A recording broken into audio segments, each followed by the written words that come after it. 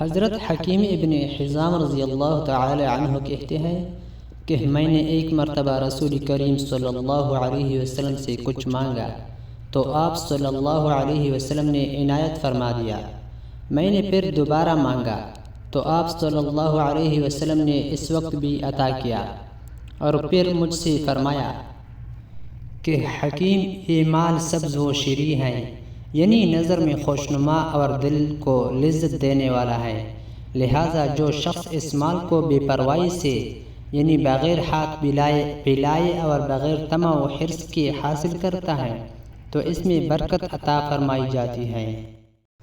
اور جو شخص اسے نفس کے طمع و حرص کے ساتھ حاصل کرتا ہے تو اس میں برکت نہیں ہوتی، اور اس کی حالت اس شخص کی مانند ہوتی ہے جو کھانا تو کھاتا ہے مگر اس کا پیٹ نہیں بھرتا۔ اور یاد رکھو کہ اوپر کا ہاتھ یعنی دوسروں کو دینے والا نیچے کے ہاتھ یعنی دوسروں سے مانگنے والے سے بہتر ہے۔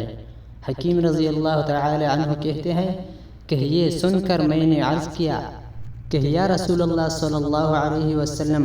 قسم ہے اس ذات کی جس نے آپ کو حق کے ساتھ بھیجا ہے، میں اب کسی کے مال میں سے کچھ کم نہیں کروں گا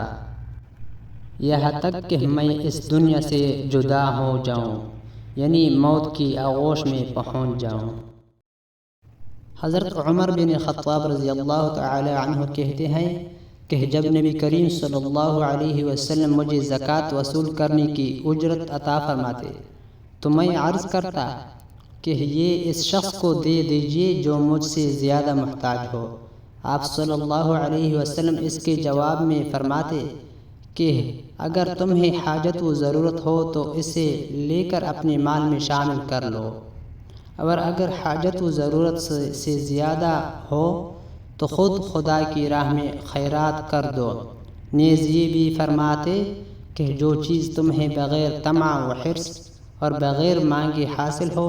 اسے قبول کر لو، اور جو چیز اس طرح یعنی بغیر طمع و حرص اور بغیر سوال کے ہاتھ نہ لگے تو اس کے پیچھے مت پڑو۔